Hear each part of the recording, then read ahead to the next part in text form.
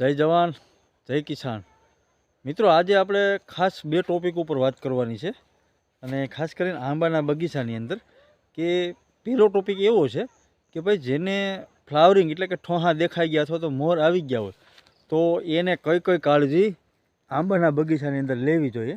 અને બીજો ટોપિક એવો છે કે જેને મોર નથી આવ્યા તો એને આપણે વહેલું ફોડવા માટે કઈ કઈ દવાનો યુઝ કરવો જોઈએ, કેવી કાળજી રાખવી જોઈએ, પાણી ક્યારે આપવું કે નહીં, આ બધી માહિતી આખા વિડીયોમાં આપણે આપવાના છીએ. એટલે વિડીયોમાં એન્ડ સુધી બન્યા રહેજો અને વિડીયો સારો લાગે તો લાઇક શેર સબસ્ક્રાઈબ કરવાનું ખાસ ખેડૂત મિત્રો ભૂલતા નહીં અને ફેસબુક પેજ ઉપર ફોલો કરવાનું ભૂલતા નહીં.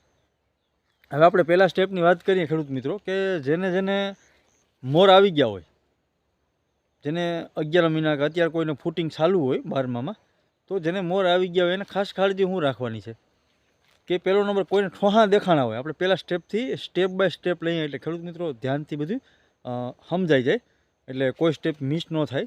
એટલે જેને અત્યારે હાલના સમયમાં આજે તારીખ છે 5/12/2025 એટલે હાલના સમયમાં જે ખેડૂત મિત્રોને આંબાના બગીચાની અંદર ઠોહા દેખાઈ ગયા હોય ને એને ખાસ થોડુંક ધ્યાન રાખવાનું છે કે ઠોહા દેખાણા હોય એટલે આંબાને અત્યારે તાકાત ન હોય તો તાકાત માટે થઈને આપણે એને ઠોહા દેખાણા હોય એની હું ખેડૂત મિત્રો ખાસ વાત કરું.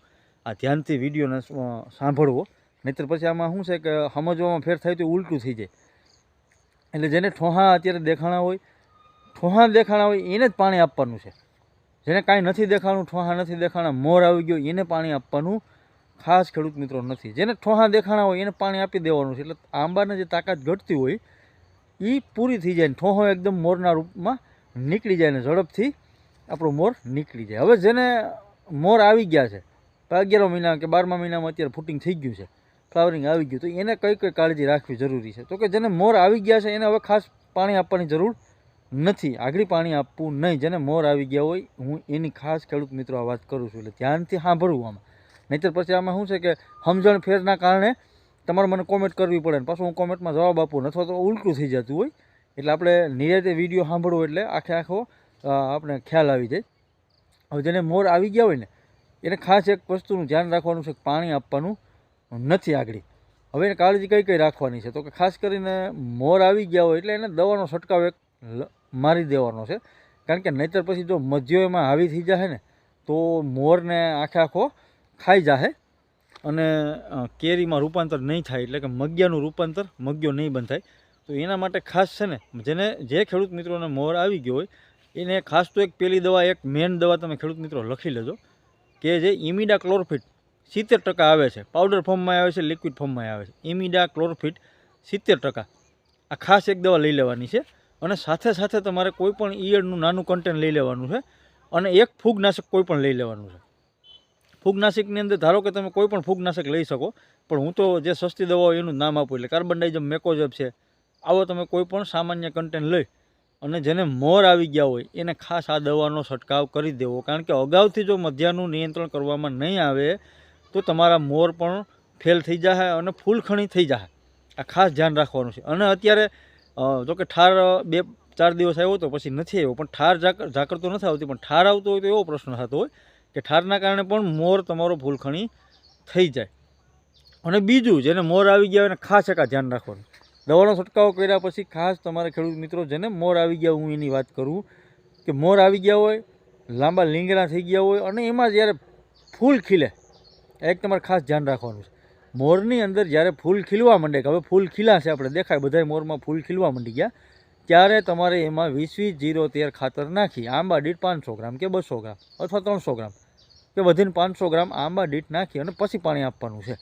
ત્યારબાદ પાણી પહેલાં પાણી આપવાનું નથી. એટલે જેથી કરીને તમે ફૂલ મોરની અંદર ખીલવા માંડે અને ત્યારે તમે 20-20-0-13 નાખી અને પાણી આપશો ને એટલે એકદમ સારામાં સારું મગ્યાનું બંધારણ થાય. આ 100%ની ગેરંટી છે.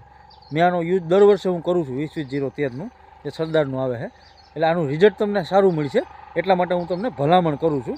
પછી તમારે જો આ ખાતર ન વાપરવું હોય તો આપણે કોઈ ફોર્સ નથી કરતા, પણ આનું રિઝલ્ટ સારું છે. હું દર વર્ષે વાપરું છું એટલે મને અનુભવ છે, એટલા માટે હું તમને ખેડૂત મિત્રોને ભલામણ કરું છું કે જ્યારે મોર આવી ગયા ફૂલ ખીલે પછી આ ખાતર નાખીને પાણી આપવાનું છે. હવે આ વાત થઈ આપણે મોર આવી ગયા હોય એની. હવે આપણે ખાસ વાત કરવાની છે કે જેને ફ્લાવરિંગ હજી નથી આવ્યું, મોરના ઠોહા નથી દેખાણા, એને કઈ દવાનો યુઝ કરવો અને કઈ કઈ બાબતનું ધ્યાન રાખવું, આ બીજો સ્ટેપ છે. જોકે 80%માં તો અત્યારે હજી કોઈને મોર આવ્યા નથી, 20% જેને આગતરું છે એને આવ્યા હોય. તો હવે જેને નથી મોર આવ્યા એને ખાસ શું બાબતનું ધ્યાન રાખવાનું છે, તો કે ખાસ અત્યારે પાણી, પહેલો સ્ટેપ. જેને ફ્લાવરિંગ નથી આવ્યું, મોર નથી આવ્યા, એને આ પહેલો સ્ટેપ ખાસ ધ્યાન રાખવાનું છે. પાણી બિલકુલ આપવાનું નથી, આ ખાસ મહત્ત્વનો મુદ્દો છે. તમે પાણી આપી દેહો તો કોરામણ આવી જાય, એટલે કે નવો પાલવ આવી જાય, નવો કોર આવી જાય, તો ફ્લાવરિંગ લેટ થઈ જાય. અને અત્યારે જેને ફ્લાવરિંગ નથી આવ્યું, જેને મોર નથી આવ્યા, એને ખાસ એક મહત્ત્વનો મુદ્દો ધ્યાન રાખવાનો છે કે પાણી તો બિલકુલ અત્યારે દેવાનું નથી. હવે બીજું કે એને છંટકાવ દવાનો કયો કરવાનો છે, તો ખાસ કરીને હું ઘણા વિડીયોમાં કહું છું, પણ આ વિડીયોમાં આપણે આખો વિડીયો ફ્લાવરિંગ વિશેનો લીધો એટલે હું ફરીથી તમને કહી દઉં કે આ દવાનો રાઉન્ડ જેને ફ્લાવરિંગ ન આવ્યું એને તાત્કાલિકના ધોરણે મારી જ દેવો. એક તો પહેલી દવા ખાસ આપણે લેવાની છે ઇમિડાક્લોપ્રિડ 70%, એ તો લેવાની જ છે. કારણ કે એ સાઈડ શું તો જ આપણે મધ્યાનું નિયંત્રણ અગાઉથી કરી શકીશું. નકર મધ્યો આવી ગયા પછી હાવી થઈ જાય આંબાની અંદર અને પછી આપણી પાસે કોઈ ઓપ્શન નહીં રહે. એટલે મધ્યાના ઘોડાને મારવા માટે ઇમિડાક્લોપ્રિડ 70% ફરજિયાત લેવાની છે. પછી બીજી દવા લેવાની છે તમારે ખાસ કરીને કોઈ પણ ઈયળની, એ નાનું કન્ટેન્ટ, કોઈ એવી હેવી ઈયળની દવા લેવાની નથી. નાનું કન્ટેન્ટ કોઈ પણ તમે લઈ શકો છો. અને ત્રીજી દવા લેવાની છે તમારે કોઈ પણ ફૂગનાશક. ફૂગનાશક તો સાથે લેવાનું છે ફરજિયાત.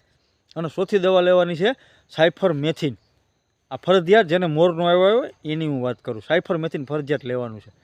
અને બીજું તમારે લેવાનું છે 5મી દવા, તો કે કઈ ખાસ કરીને સલ્ફર, જે પ્રવાહી ફોર્મમાં સલ્ફર આવે છે, આ ખાસ તમારે ખેડૂત મિત્રો લેવાનું છે.